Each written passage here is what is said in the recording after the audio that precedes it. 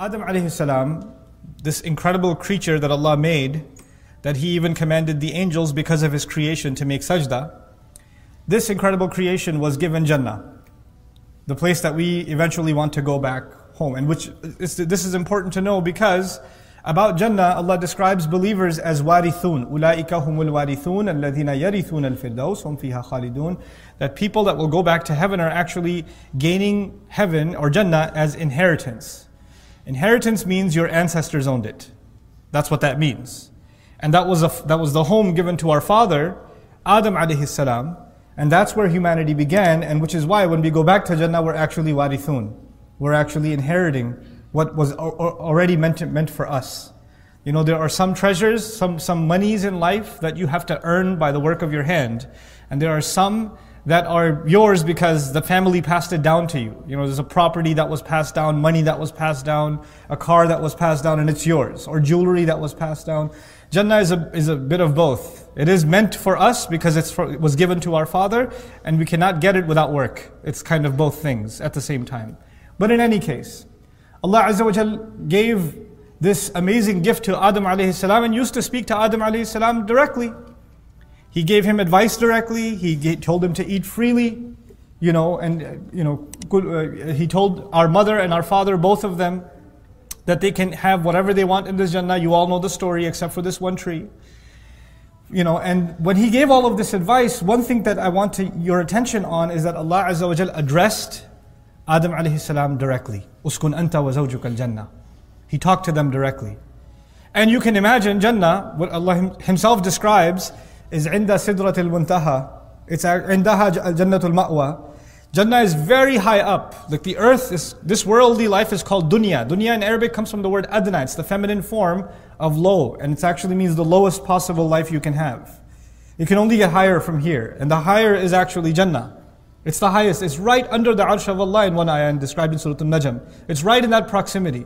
So what I'm trying to get at is, not only is Adam alayhi salam speaking with Allah and Allah is speaking with him, he's very close to Allah.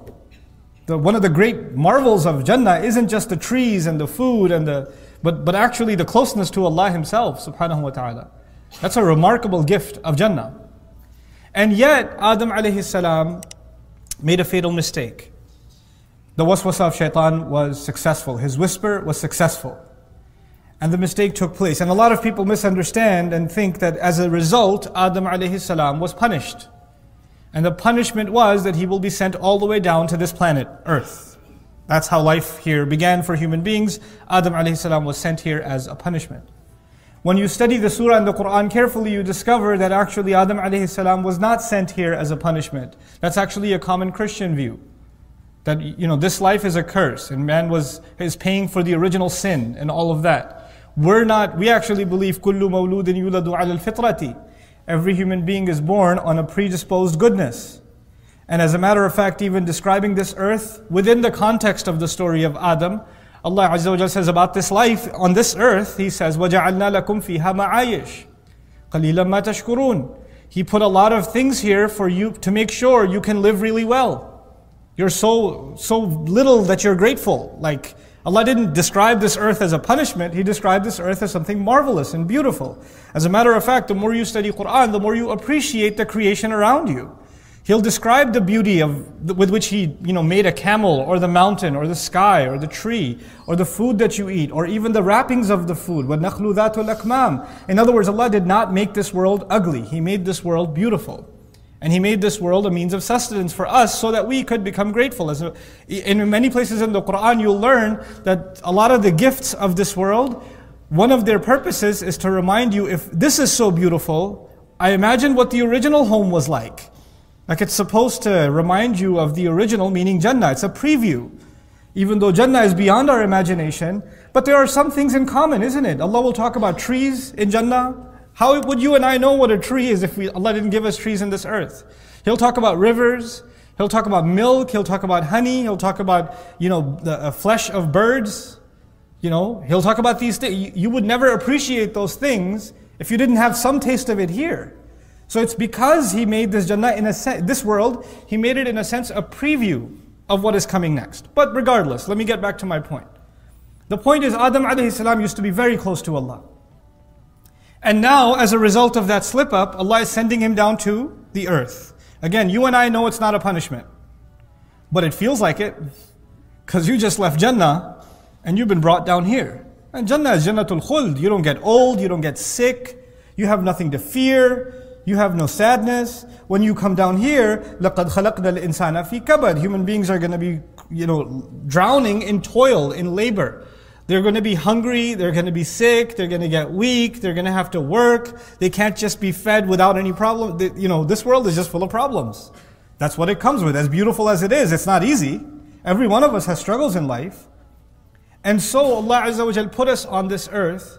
And one of the worst things about it that you can imagine Adam alayhi salam feels is that he used to be so close to Allah and now he's so far from Allah. He was so highly ranked and dignified that even the angels were commanded to do sajda. And now he's being sent down, and by the way, in the ayah in which he's been sent down, إِهْبِطُوا مِنْهَا جَمِيعًا, it's him, our mother, Hawa, and Iblis. All of them are being sent down. Meaning now I have to share this place. I used to be above the rank of angels, and now I have to share this place even with Iblis and his lineage. This is what I've been brought down to. It's humiliating. It's a humiliation, and he feels very distanced from Allah Azza wa Jal. But as Allah was sending him down, Allah gave him an opportunity and reminded him, by the way, there will be a way that you and your children and their children and their children will be able to make their way back up. You've been sent down, but you'll have a way to come back up. And so he says to him, فَإِمَّا يَأْتِيَنَّكُم مِّنِّي هُدًى فَمَنْ تَبِعَ هُدَايَ فَلَا خَوْفٌ عَلَيْهِمْ وَلَا هُمْ يَحْزَنُونَ.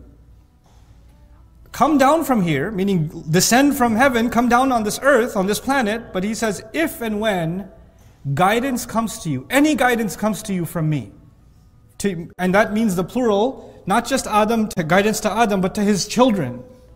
At any point in history, when I decide to send you guidance, whoever decides to follow my guidance, there's not going to be any fear for them, they're not going to be scared of anything. And that's not just a reference to what's going to happen in this life, actually, لَا خَوْفٌ عَلَيْهِمْ وَلَا هُمْ يَحْزَنُونَ, in its truest sense. To have no fear left and to have no sadness left is actually one of the greatest gifts of Jannah itself.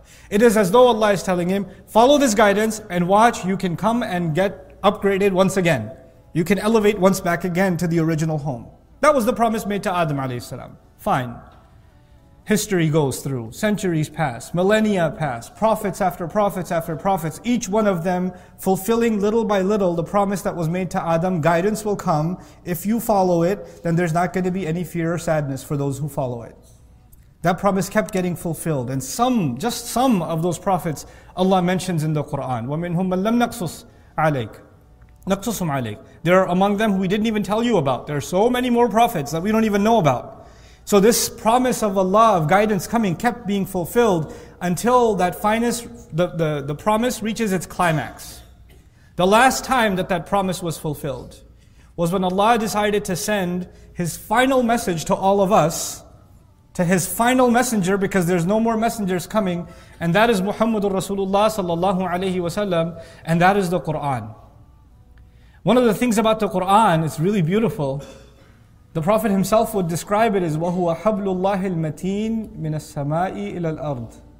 It is an extended rope of Allah from the sky to the earth. The Quran is a rope of Allah from the sky to the earth. The Quran will say, وَاعْتَصِمُوا بِحَبْلِ اللَّهِ جَمِيعًا. Hold on to Allah's rope altogether. And Allah's rope, as many of the companions commented, is actually the Quran. Hold on to the Quran. I told you before, we've been sent down. There has to be a way that we can go back up. And now we're learning that a rope was given.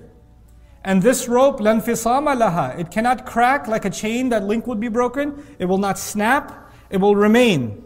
And it will remain extended until humanity comes to an end. Generations will come and go, but this rope of Allah, that final rope of Allah that has been given, will never be cut once again. The teachings that were given, the guidance that was given to Musa alayhi salam, to Salih alayhi salam, to Shu'aib alayhi salam, to Nuh alayhi salam, those guidances that they were given, a time came where people forgot them and they were lost. Or people changed them and they couldn't find the truth anymore. But now Allah gave this guidance that will forever remain a means by which people can make their way back to Allah again. And that is the word of Allah, that is the Quran. And that Quran, meaning that final episode of the promise of Allah given to Adam alayhi salam in the beginning of Baqarah, that promise of Allah reaches its climax when Allah says, Shahru Ramadan, alladhi unzila fihi al-Quran. The month of Ramadan is the one in which the Quran was sent down. This is the ultimate gift of Allah to all of humanity so they can make their way back to the home that was meant for them because it was given as a gift to their father. So we can make it back all the way to the closeness of Allah again. This is actually as just an introductory, just a notion. What is it that we're celebrating? We're celebrating the fulfillment of Allah's promise. The promise of hope. And understand, there are people sitting in this audience and people that might watch this recording that felt like at some point they were close to Allah. That some feel like, I used to be a good person. Or there was a time where I was much better than where I am. And you fell, you slipped. And you slipped really far. And you feel like you're so far away from Allah now. There's no hope for you. You've been listening to shaitan and you are now just lost. Gone. And it is, I can tell you, as far as you think you and I are from Allah, I don't think we can compare to someone who used to be in Jannah and was put down, demoted into the earth. That's a pretty low, that's a pretty serious demotion, you know? To someone who was so close to Allah that Allah would speak to him directly. And then Allah says to him, no more will I speak to you directly, now I will speak to you through revelation. He's that distance, and even he has hope. He has hope in what revelation will come and it will reconnect me to my Rabb. The Quran is not there to condemn you to hell. The Quran is not there to let you know that you have no hope. The Quran is Allah's promise that you and I, no matter what mistakes we've made, no matter how far we've fallen, no matter how lost we feel we are going to be like our father, we are not going to be like Iblis. Iblis, and ablasa as a verb even in the Arabic language, it means to lose hope. One of the meanings of Iblis is to lose hope. We will not become hopeless. We are going to maintain hope first and foremost in ourselves. When you start telling yourself you're a lost cause, I'm just a bad person, what can I do? When you start saying that about yourself, then you have actually followed the sunnah of Iblis. He's accepted about himself that he's evil. But human beings have been given the opportunity. You will make mistakes. Kullu bani Adam khatta'un. All children of Adam are going to make mistakes repeatedly. Khatta'un actually is different from khati'un even. The Prophet ﷺ says they'll keep making mistakes. It's not even that you make a mistake once, you're like addicted to making mistakes. I'm addicted to making mistakes. And yet, those who keep on making mistakes, the best of them are the ones who keep coming back to Allah and keep coming back to Allah and keep coming back to Allah. This is the month that was given. This month is celebrating that opportunity to come back to Allah, because this is when Allah threw His rope down, His Quran down, His words down.